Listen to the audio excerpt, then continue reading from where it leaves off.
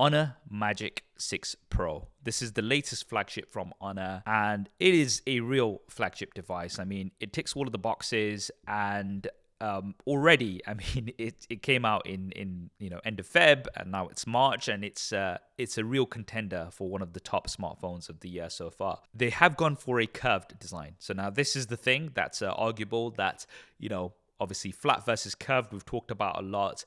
One thing that I do like about the Honor Magic 6 Pro is that it's curved from all sides, and it's symmetrical, and because it repeats at the back as well, right? So it is very comfortable to hold. So compared to something like the S24 Ultra, it is more comfortable to hold. And because the curves are on all sides, everything kind of melts towards the edges, which I think looks quite cool. Yeah, I do agree. I think it's a nice device. It's really solid. I think this is probably one of the best premium efforts that we've seen from Honor, in their history as a young company, if you will.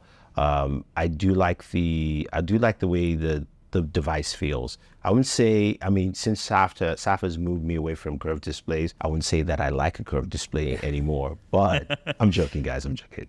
But I do like the way the device feels. But what's interesting is that camera layout at the back. Even though it looks simple, it just have a very, very interesting, it reminds me of, when you go to like skyscrapers, like Empire State Building. And I don't know what they're called. What those things are. That's what it reminds me of. It's quite unique, but one thing that I do like about it is that camera bump, like your finger naturally rests below it, so it's actually like fits quite nicely in the hand, as we reviewers like to say, right? So that's one thing that I do like about it. Now, it's got loads of it's met loads of these TÜV standards, and it's got all of these DxO mark ratings and all the rest of it. It's got 5,000 nits partial HDR peak brightness, which is amazing. And it's also got the industry's highest PWM dimming frequency. So that's 4,320 hertz dynamic dimming. Now, let's not confuse that with the refresh rate of the actual screen, which is 120 hertz, super smooth. But this dynamic dimming, it just makes it very, very easy on the eyes when you're using the device in the darkness, right? It's just going to make it a lot more comfortable, and it's not going to affect your sleep as much as other devices may do. So that's really good as well. So, display right up there. Now, we do have the pill shape cutout, okay? So this is something that I've seen a few people comment about, that, okay, they're just copying Apple with the dynamic island. Now, one thing that I do have to say is that if you look at previous Honor Magic devices, they do still have that pill cutout, but it's towards the side. Now they've moved it to the middle, and we do have some dynamic island-esque features. So, for example, if you've got the timer on, then you can tap it and it's going to expand it and things like that. So, yeah, clearly there has been some inspiration taken from the dynamic island of the iPhone. But yeah, that pill shape has been there before. And it also has the 3D time of flight sensor, which means that you've got secure facial unlock, right? What do you prefer, a fingerprint scanner or facial unlock? Fingerprint scanner. The only time I like facial unlock is on a laptop. Okay. Because so half the time I don't look at my phone when I unlock it. Yeah. No, I totally agree. But the great thing about the Honor Magic 6 Pro is that you've got both. You've got in-display fingerprint scanner, and then you've got secure. Now, the key word here is secure, because it's using a time of flight sensor. Now, a lot of people, especially, this is super annoying. Whenever I'm doing like a review of a Samsung device or something, they'll be like, if I'm comparing it to the iPhone, and they're like, oh yeah, but the Samsung also has face unlock. What are you talking about? You don't know anything. And it's just like, you absolute It's not secure on things like the S24 Ultra. Samsung say themselves, when you go into the settings, it will actually tell you that this is not secure, and it can be, it's not going to be as secure as the fingerprint scanner, because it's just using the camera, and that's what it's using, right? Whereas with the Honor Magic 6 Pro, it is using a time of flight sensor, so it covers all scenarios. So, and plus, obviously, it gives you extra depth information for portraits, which also work really well. Yeah, that is true. I think it's like I said, the package that Honor has brought up for this device is really nice to see. Now, the one thing, at least for me living in the US, is we'll love to see the device here in the US for more people to try out. But that's neither here or there. I mean, that's one good thing, the advantage that we've got here in the UK, because there's a lot of things that don't make it to the UK, like for example, the Vision Pro, I've just to test out since my initial hands-on that I had. So it's nice that we get a few wins as well. Now I'll talk a little bit about the cameras as well on the Honor Magic 6 Pro, because the cameras are very, very good. They're like true flagship cameras. We've got the self-adjusting aperture. So the primary camera can go between f1.4 and f2.0. And that basically will give you a slightly more blurry background or a slightly less blurry background, just to kind of put it simply, right? Now, because the shift in aperture isn't massive, I mean, it's not hugely noticeable. I think it's mostly noticeable when you are up close on subjects and things like that.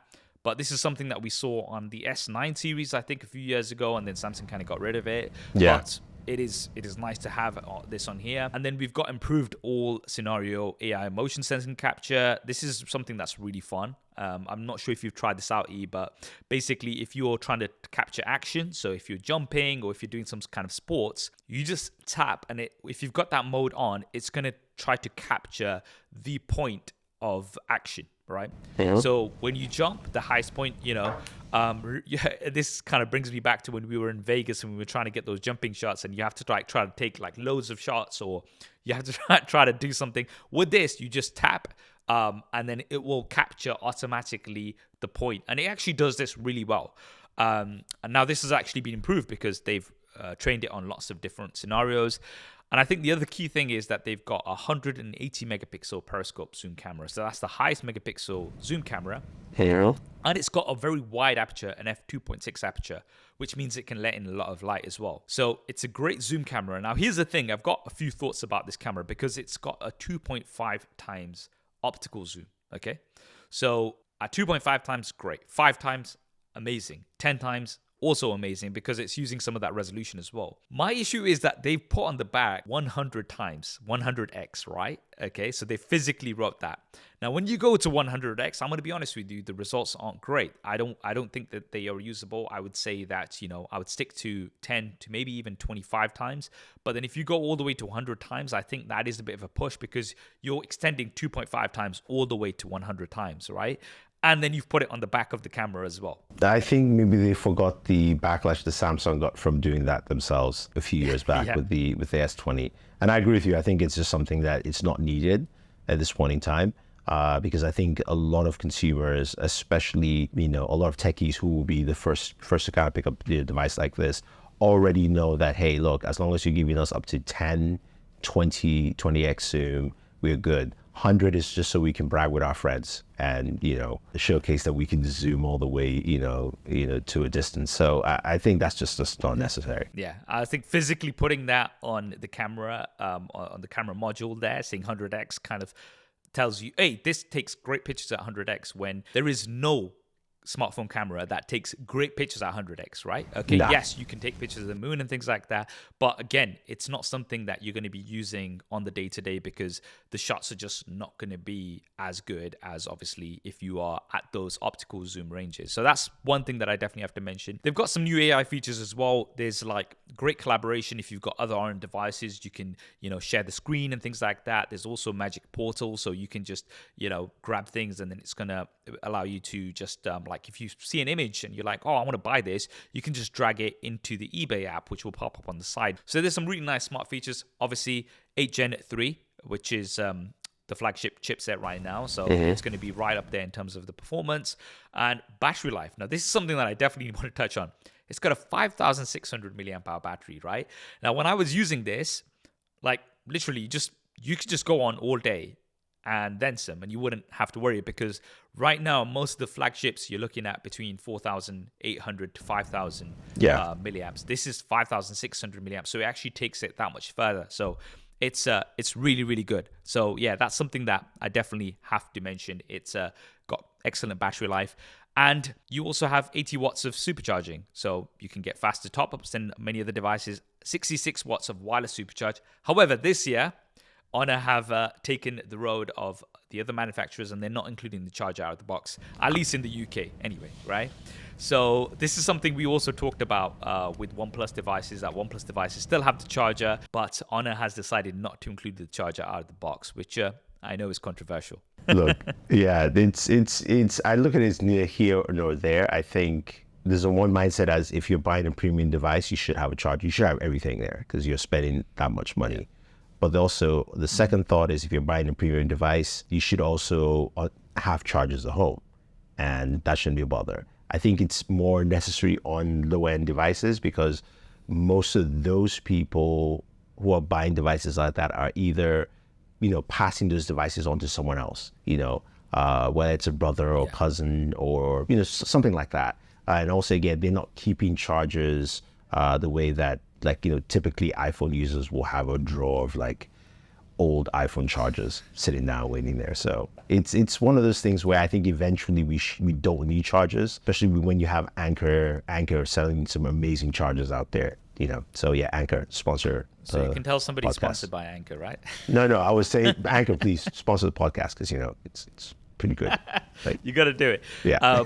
In my opinion, if you've got good wireless charging and you don't include a charger out of the box, then it's fine. Because I'll be honest with you, for me right now, I have a wireless charger built into my desk. I have a wireless charger at the side of my home desk, at my bedside. I have a wireless charger pretty much everywhere now. So it's just so much more convenient and easy just to kind of leave that on there. And it's fast anyway, right?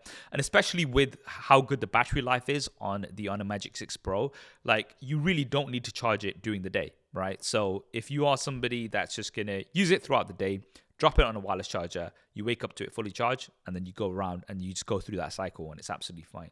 Now, pricing-wise, it is starting at £1,100, but Honor do have a £200 off voucher, so realistically speaking, right now, if you do order it, it's going to cost around £900, which does make it quite competitive and kind of puts it in line with something like the S24 Plus rather than the S24 Ultra, which is the more expensive device. So yeah, again, very, very good pricing. I'd say competitive pricing at its launch anyway, and a very, very solid device. I've covered it in a bit more detail on the main channel. You can go ahead and check that video out if you haven't seen it yet.